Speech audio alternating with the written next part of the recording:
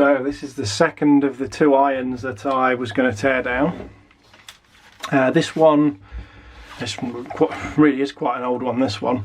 The problem with this one, why it stopped being used for like normal ironing purposes and ended up being used as a tool for iron-on edging on chipboard, is because it seemed to have an issue where when it had water in it, it would trip the mains, it tripped the breaker.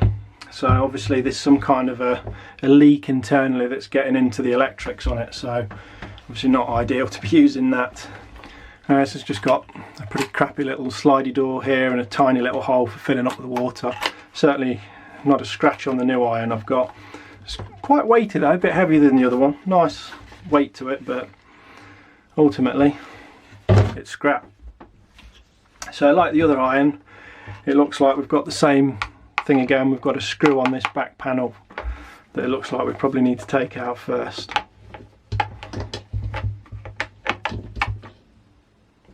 And this is annoyingly a Torx bit with a hole in the middle.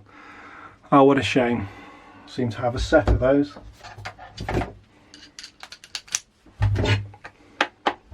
One thing I have noticed with a lot of the security screws now as well is they put them quite deep into the casing, so even if you've got these bits, sometimes you can't actually reach, which is quite irritating. Looks like we've got a couple of clips on the back here that probably need lifting maybe to get this off. Yeah, so same as the other iron, just a cover plate on the back, and we've got more basic strain relief there. This looks like it's some kind of a connecting block. I don't know if that come off in one piece or not.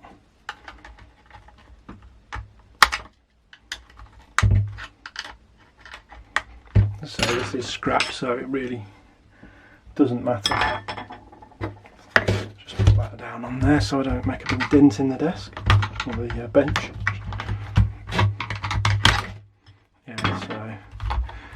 That's that. That's a connecting block for all the wiring. This probably goes to an indicator light on the front, most likely this one here in the handle. And you can actually see here there's quite a bit of corrosion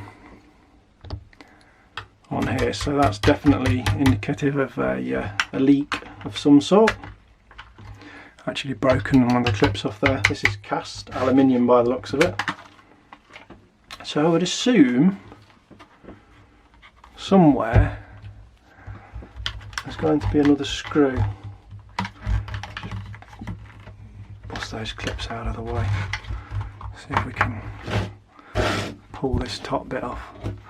The one good thing about not doing a repair is you don't have to care if you break something. So that's sneaky. So that, I mean, how would you even know that unless you've already taken one of these apart? To get this off, you have to pull that out, and then there's a Torx screw hidden underneath. And then this, obviously, as I said, there's a neon bulb, which is obviously for the power indicator.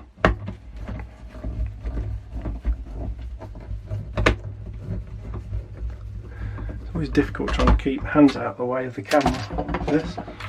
So yeah, and then that, obviously all that comes off. Same kind of design again by the looks of it, a little squidgy pump here. So I'd assume it probably pulls out.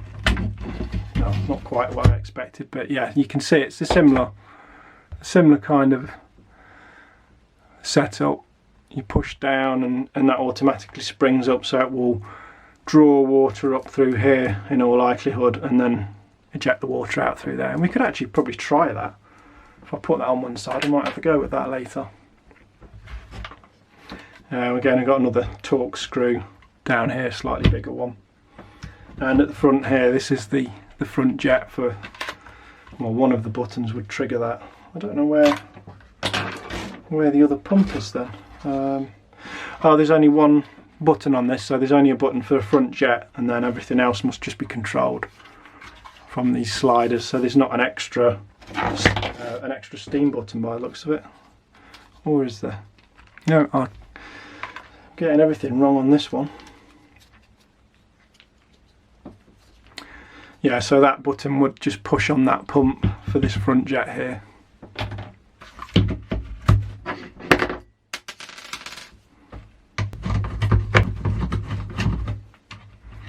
Casing's actually broken on this anyway, by the looks of it.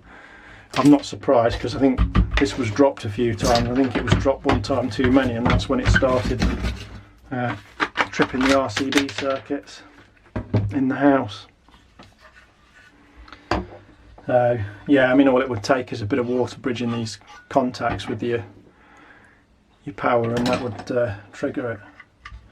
That's an interesting little mechanism there. Not quite sure how that works. So the right hand side is the steam level, and the left hand one is the temperature. So again, as with the other iron, we're going to have something that rotates a setting on a thermostat, and that's all this does. They're just converting this linear movement into a rotary movement using, well, it's a rack and pinion, I think is the term for that. So that's all they're doing there. I'm not quite sure about the steam side of things though, how that's supposed to work, and it does seem to also relate to the temperature, because that runs through this part of the iron as well. Can't really get the light very good on that. So both of these seem to adjust something here. And there's this little plastic bit that would sit in there, so I do wonder if there's perhaps something missing out of that.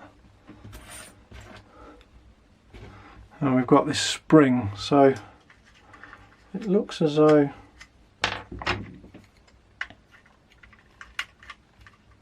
that spring is supposed to push down on something in there, and then these being angled must adjust the height of this somehow, and that must somehow vary the pressure that's springs put under. I'm not entirely sure how that works, to be honest. And that obviously lifts that up. Yeah, don't know, maybe we can get a little further inside and it'll be more obvious. Now this one's not screwed. We've got these big steel tabs on the end here, and they've been twisted around to lock it into place, so looks like we're probably going to have to try and untwist them to get any further. Yeah, so I managed to find some chunky pliers. The problem with things like this is you can't always repair them, because these metal tabs are very likely to snap when you try and bend them back the other way again.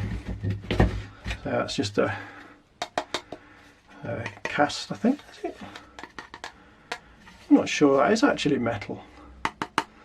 It's got some kind of metallic spray paint on it. I think it's some kind of plastic.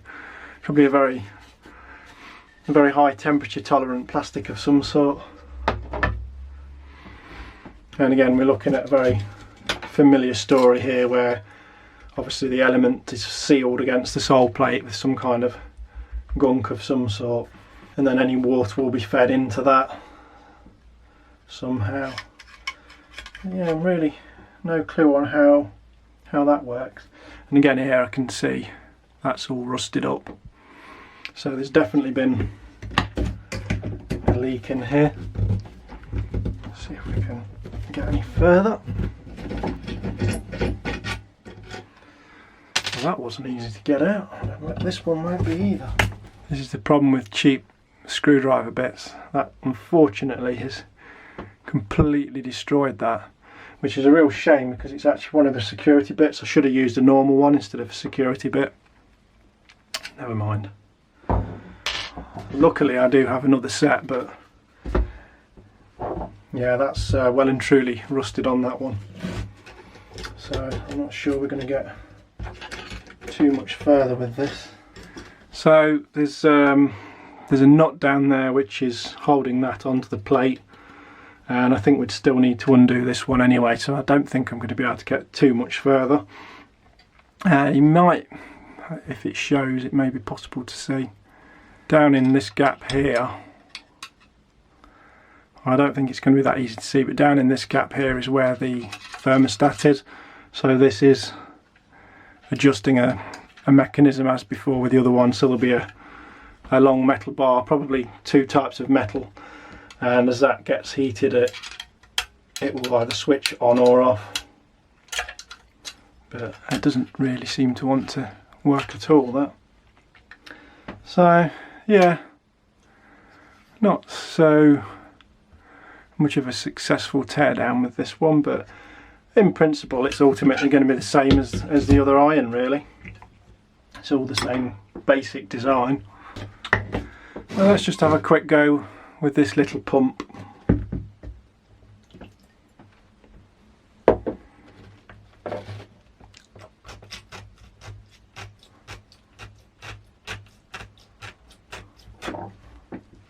It's a bit like I guess some sort of a miniaturised well pump, really, the way it works. That's gone all over the bench now. So yeah, that's it. That's another scrapped iron.